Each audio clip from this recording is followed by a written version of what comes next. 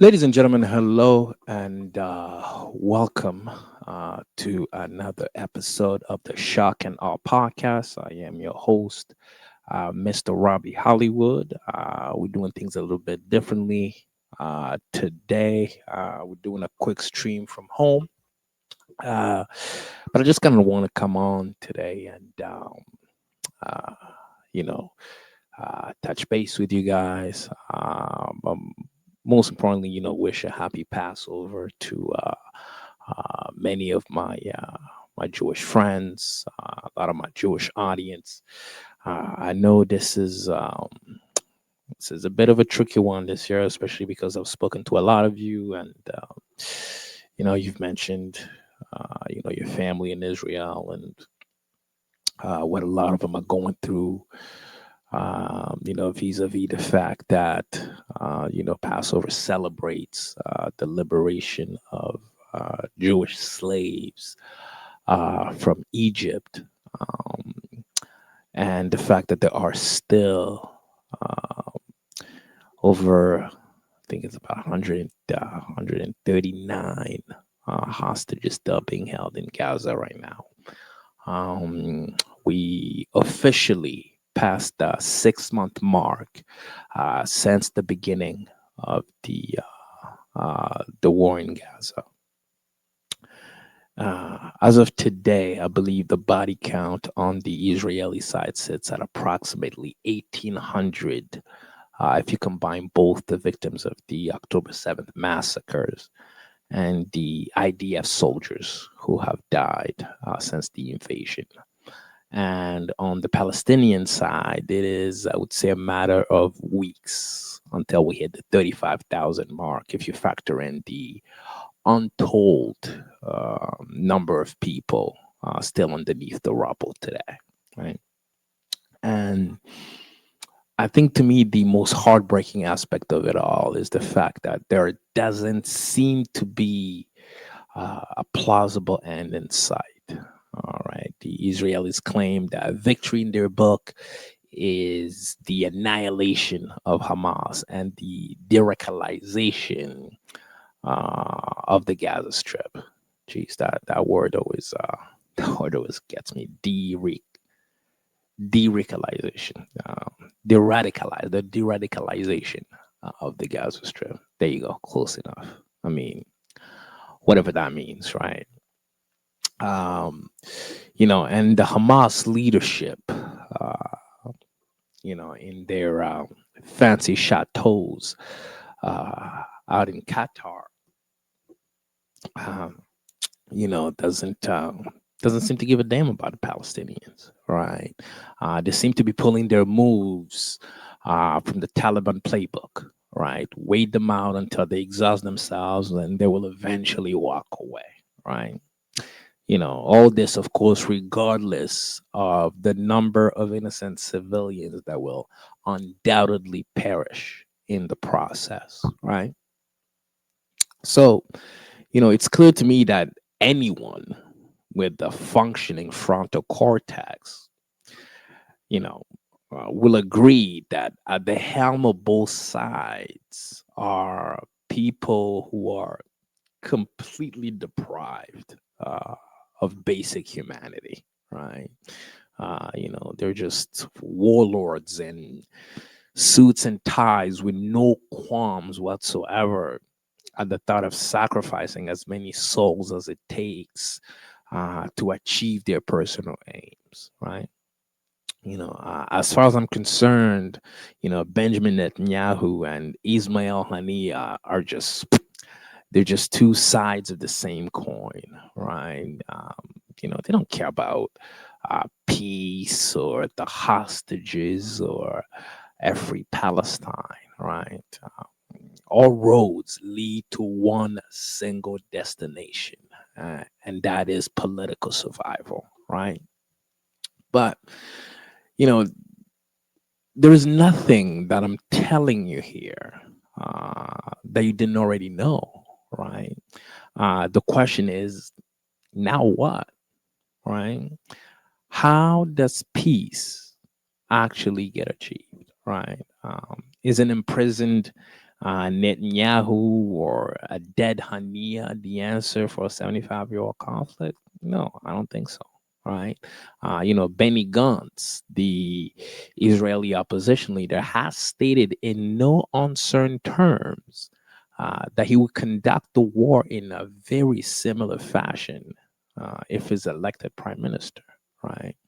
And Hamas has pledged to repeat the October 7th massacres time and time again, right? So there are no adults in the room right now, right?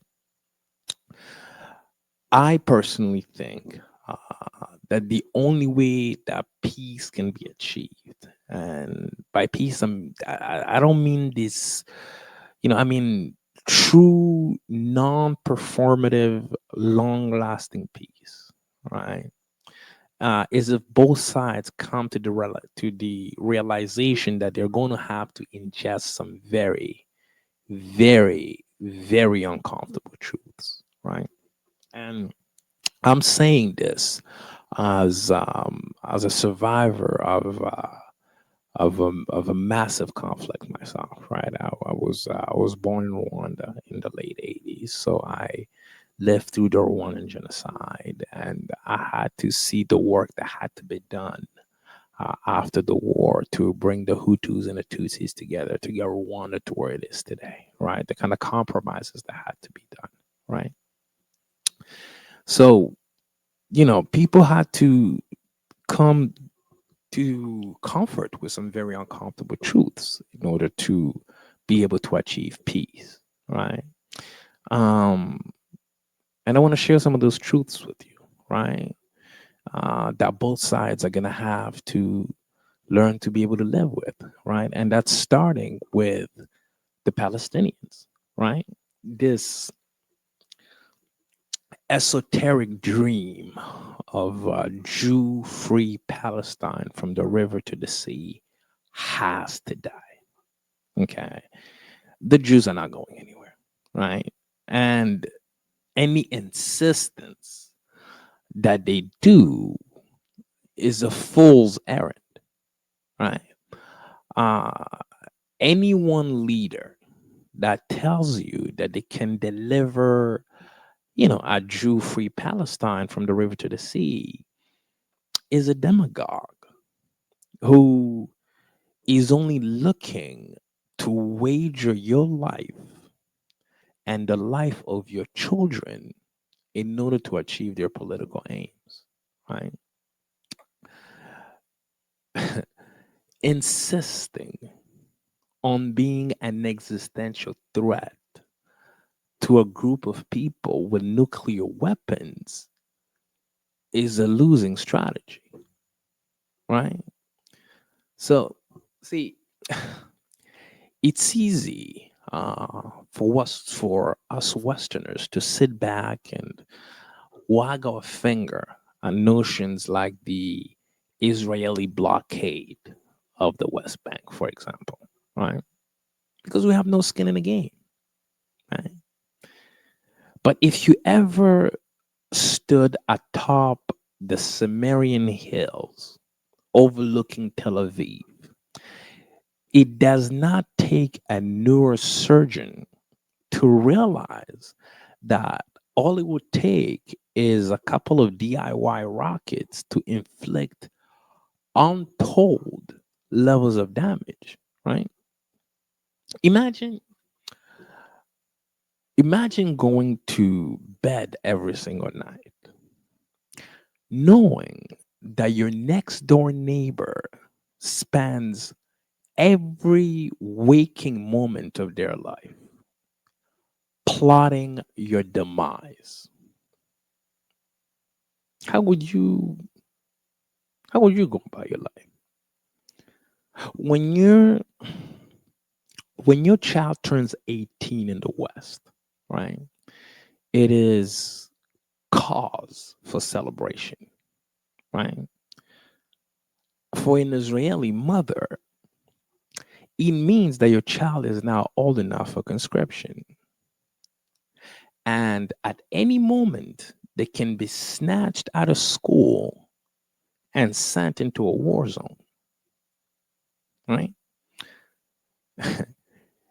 If you tell a friend in the West that you are building a house, and in said house you'll be adding a bomb shelter, chances are that that is your last dinner party. You will be labeled a doomsday prepper at best or end up on an FBI's watch list at worst. Either way, you are undoubtedly no longer welcome in polite society. In Israel, that's just standard architecture. The same way that, you put an attic or a sunroom in your home. That is the standard of living that Israelis have to live under on a day to day basis. That being said, however, the same way that I can put myself in the shoes of a young IDF soldier who just got handed a rifle and sent it to Al Shifa Hospital after burying his decapitated grandparents, I can also put those same feet into the shoes of a young Gazan man who has lived a life with no prospect of advancement. A young man who has known nothing but death and destruction and occupation. A young man with nothing to live for. So much so that the concept of martyrdom registers as an option in his mind. And that is also a bitter truth that the Israelis are going to have to swallow. You cannot cage and starve a tiger for nearly 8 decades and act surprised when said tiger breaks out of its cage and mauls your children. See, the plight of the Palestinians is often dismissed as nothing more than, the Islamist hatred of Jews, right? Oh, they're just anti Semitic, right? But what you fail to realize is that Gazans would have still broken through those walls on October 7th if you had been Mormons or you Scientologists. Sure, are there considerable numbers? Is there a considerable number of them, that are religious zealots? Sure, right? You find animated idiots in the name of God on both sides of this conflict, right? But a vast majority of Palestinians do not hate you because you're Jews. They hate you because they have been living under your boot for as long as they can remember. They hate you because you tried them in military courts with 98% conviction rates while your criminals appear in front of more lenient civil courts. They hate you because your settlers murder their children in the West Bank on a regular basis with the backing of the IDF. They hate you because every 5 years or so, your F 35s wreak havoc in their skies in the name of mowing the lawn, as Baby so eloquently puts it. Now, there is absolutely, hear me out, there is absolutely no justification for the heinous acts that Hamas committed on October 7th. They were not only barbaric, but also a clear violation of international law. But here is the interesting thing about international laws of war. They were put in place for the purpose of dictating rules of engagement between warring states. So you cannot, in one hand, endeavor to deny the Palestinians their right to statehood while simultaneously asking them to behave in statement like fashion. And this is a pattern that we see repeated quite a bit throughout the life of this conflict. When Israel was a fledgling nascent state without the means to wage conventional war, it often resulted to similar tactics as the one used by Hamas on October 7th. You don't believe me? Go look up the Deir Yassin massacre or the bombing of the King David Hotel. Which brings us to another common argument you often hear made by many on the Israeli side. And that argument is the fact that Gaza received billions of dollars in aid, and instead of using that money to build the Riviera of the Middle East, they used it to buy weapons and build underground tunnels. Yeah, no shit, Sherlock.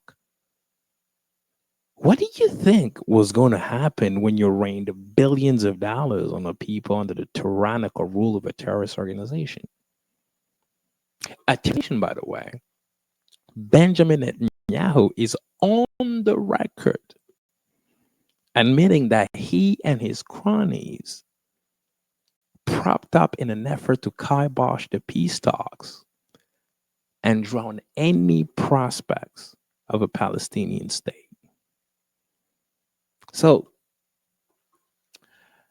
in conclusion, I believe that it is beyond evident that unless leaders on both sides with the actual interests of the people at heart rise to the occasion, this pattern of extinctive violence will not only continue, but it will keep claiming exponentially more lives in shorter periods of time as the weaponry gets more sophisticated. Because the more sophisticated the weaponry becomes, the more lethal these wars become. And rising to the occasion will necessitate, you know, it will necessitate taking a pragmatic look at each other's grievances and using a level of compassion that we haven't seen being exercised on this conflict. Right?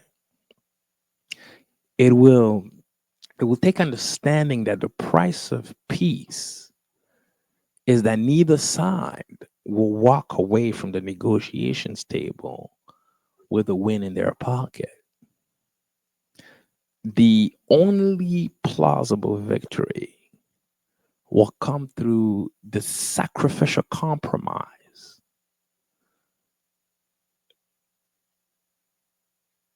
of understanding that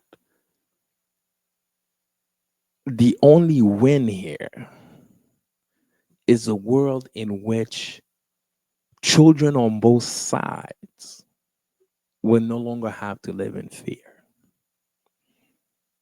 And I can tell you that as a father, if you ask me, that is a hell of a win. Ladies and gentlemen, thank you for going on this little journey with me here. Please don't forget to share and subscribe. And we'll see you on to the next one.